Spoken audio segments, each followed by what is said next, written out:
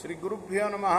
శ్రీ మహాగణాధిపతయే నమః. శ్రీ సరస్వత్యే నమః. భక్తులారా, వాల్మీకి మహర్షి రచించిన శ్రీమద్ రామాయణం యథాతథంగా చెప్పుకున్నాం. ప్రతి శ్లోకం దాని అర్థం. ఇందులో భాగంగా నిన్నటి వరకు మనం బాల, అయోధ్య, అరణ్య, కిష్కింద, సుందరకాండలు పూర్తి చేసాం. యుద్ధకాండలో 59 సర్గలు పూర్తి చేసి 60వ సర్గలోని 10వ శ్లోకం వరకు చెప్పుకున్నాం. ఈరోజున 11వ శ్లోకం నుండి కొనసాగిద్దాం. కొనసాగించే ముందు వాల్మీకి మహర్షిని ప్రార్థన చేసుకుందాం. పూజంతం రామ రామేతి మధురం మధురాక్షరం ఆరుహ్య కవితా శాఖాం వందే వాల్మీకి కోకిలం. ఉమా నందీశ్వరశ్చాపి రంభావరుణ కన్యకా యథోక్తాస్తన్మయా ప్రాప్తన్నమిజ్జా ఋషిభాషితం. పార్వతీదేవి, నందీశ్వరుడు, రంభ వరుణుడి పుత్రిక ఎలా చెప్పించారో ఆ విధంగానే ఇప్పుడు నాకు ప్రాప్తించింది. ఋషుల మాటలు అసత్యం కాదు కదా.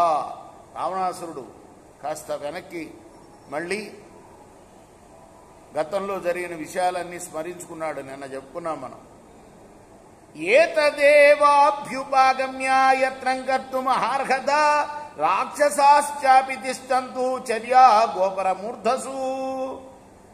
ఈ విషయాలు దృష్టిలో ఉంచుకొని తన దగ్గర సమావేశమైన రాక్షసులతో చెప్తున్నాడు అనమాట. మీరందరూ గట్టిగా ప్రయత్నం చేయాలి గెలవటానికి. అలానే అని చెప్పి రాక్షసులు అన్నారు. ఇంకా ఆదేశించాడు వాళ్ళందరినీ రాజవీధుల్లోనూ గోపురాల శిఖరాల్లోనూ నిలిచి ఉండమని. సచాప్రతిమ గాంభీర్యో దేవదానవ దర్ప బ్రహ్మశాపాభిభూతస్తు కుంభకర్ణో విభోజ్యత. ఇంకా ఎవరికి కూడా తక్కువగాని పరాక్రమం గలవాడు, అందరికన్నా గొప్పవాడైన, దేవదానవుల గర్వాన్ని కూడా అణిచేవాడైన, బ్రహ్మ శాపగ్రస్తుడైన కుంభకర్ణుణ్ణి మేల్కొల్పండి.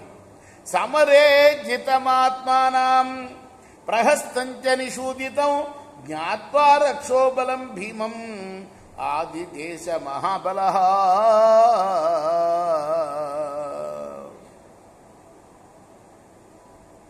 అలా ఒకవైపు ప్రహస్తుడు తన సేనాధిపతి చంపబడటం, తాను ఓడిపోవటం, ఇవన్నీ గుణించుకొని రాక్షస సైన్యాన్ని అలా ఆదేశించాడు. ఏమిటి? ముఖ్యంగా కుంభకర్ణుణ్ణి లేపితే రక్షిస్తాడనే భావన.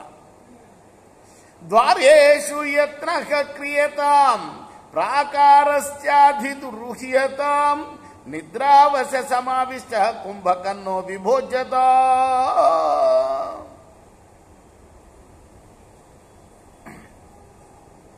నిద్ర చేత ఆవరింపబడి ఉంటాడు. ఆయన్ని లేపండి. ఆ తర్వాత ద్వారాల రక్షణ గట్టి ప్రయత్నంతో చేయండి. ప్రాకారాలు ఎక్కండి, శత్రువును కనిపెట్టండి. సుఖం స్వపితి నిశ్చంత కాలోపహత చేతన నవసప్తదశాష్టౌ చ మాసాన్ స్వపతి రక్షస. ఈ కుంభకర్ణుడు శయనించినప్పుడు 9 మాసాలు ఒక్కోసారి, 7 మాసాలు ఒకసారి, 10 మాసాలు ఒకసారి, 8 మాసాలు ఒకసారి ఇలా నిశ్చింతగా సుఖంగా నిద్రిస్తూ ఉంటాడు. మనం అనుకున్నప్పుడు 6 నెలలు మాత్రమే కాదు, ఓసారి 9 నెలలు, ఓసారి 8 నెలలు, ఓసారి 7 నెలలు. మంత్రం కృత్వా ప్రసుప్తోయం ఇతస్తు నవమేహని తంతు బోధయత క్షిప్రం కుంభకర్ణం మహాబలం. మనమందరం కూడా మంత్రాంగం చేసిన తర్వాత ఇప్పుడు ఒక నిర్ణయం తీసుకొని ఆ కుంభకర్ణుణ్ణి ఎలా అయినా లేపాలి. ఎందుకంటే మామూలుగా అయితే కనీసం 7 మాసాలకు కానీ లేవడు. ఇప్పుడు 9 రోజులైంది పడుకొని. కాబట్టి సహి సంఖ్యే మహాబాహు కకుదం సర్వరక్షసాం వానరాన్నాన్ రాజపుత్రౌ చ క్షిప్రమేవ హనిష్యతి. సమస్త రాక్షసుల్లో శ్రేష్ఠుడు ఆ కుంభకర్ణుడు. కాబట్టి యుద్ధంలో వానరులనే కాదు రామలక్ష్మణులను కూడా శీఘ్రంగా చంపగల శక్తి అతనికి ఉంది. ఏష కేతు పరం సంఖ్యే ముఖ్యో వై సర్వరక్షసాం కుంభకర్ణ సదా సేతే మూఢోగామ్య సుఖేరతః. సమస్త రాక్షసుల్లో ముఖ్యుడు, యుద్ధంలో ధ్వజం వంటి వాడైన కుంభకర్ణుడు నిద్రాసుఖంలో ఆసక్తుడై ఎల్లప్పుడూ ఒళ్ళు తెలియకుండా నిద్రపోతూ ఉంటాడు. రామేణాభినిరస్తస్య సంగ్రామే సుదారుణే భవిష్యతి నమే శోక కుంభకర్ణే విబోధితే.